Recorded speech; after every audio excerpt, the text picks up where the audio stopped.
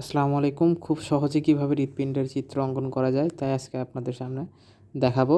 প্রথমেই 3টি ফোঁটা দিয়ে নেবেন এবং দুপাশ থেকে রেখা টেনে তা মিলিয়ে দেবেন এবং প্রথম উপরের 2টি ফোঁটার মাঝখানে একটি ফোঁটা দিয়ে নেবেন এবং সেখানে সামান্য বক্র করে একটা ভি এর মতো এঁকে নেবেন। একটি মাথা বড় রাখবেন এবং একটি ছোট, এবং তার উপর দিয়ে আরও একটি একটি করে রেখা নেবেন এবং মাঝখানে যে রেখাটুকু থাকবে তা মুছে দেবেন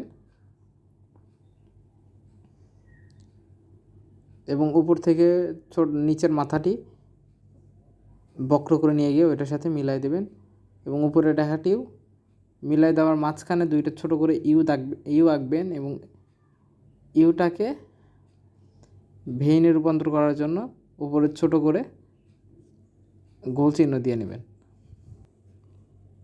এবং মাঝখানে 2টি রেখা টানবেন এবং এখানেও সেমভাবে ফাঁকা অংশটুকু বের করার জন্য দাগটা মাঝখানে মুছে দেবেন এবং ওপরে একটা বক্রভাবে রেখা টানবেন এবং এই রেখাটির সোজা এই পাশে একটি ফোঁটা দিয়ে নেবেন এবং সেমভাবে এখানেও একটি ফোঁটা দিয়ে নেবেন।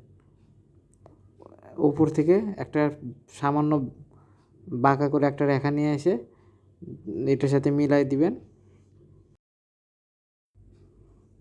এবং মাঝখান দিয়ে একটা রেখা নিয়ে এসে এই পাশে মিলাই দেবেন এবং ওই পাশেও মিলাই দেবেন, সেমভাবে এই পাশেও মিলাই দেবেন এবং এই মাঝখানের ফাঁকা জায়গাটাতে একটা বাঁকা করে ইউ দাগাবেন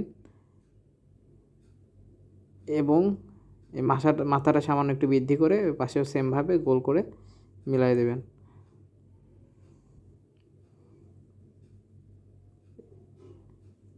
দাগটা আর একটু বড় করে উপরে অ্যাট্রিয়াম দাগানোর জন্য একটু বাড়ায় নেব এবং এখানে আর্চ অফ ওয়াটার মুখে একটা ভাল্ব দিয়ে নেব।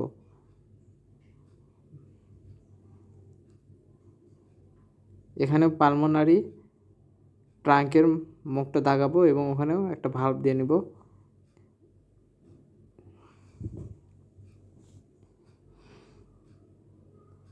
এই তো হয়ে গেল খুব সহজেই আমাদের হৃৎপিণ্ডের চিত্র এবং আমরা কোনটা অ্যাট্রিয়াম এবং কোনটা ভেন্ট্রিকল তা চিহ্নিত করব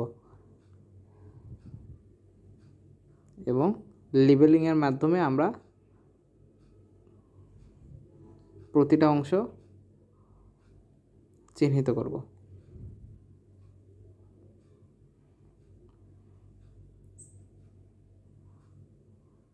আশা করি ভিডিওটি যদি মনোযোগ সহকারে দেখেন খুব সহজেই হৃৎপিণ্ডের চিত্র অঙ্কন করতে পারবেন।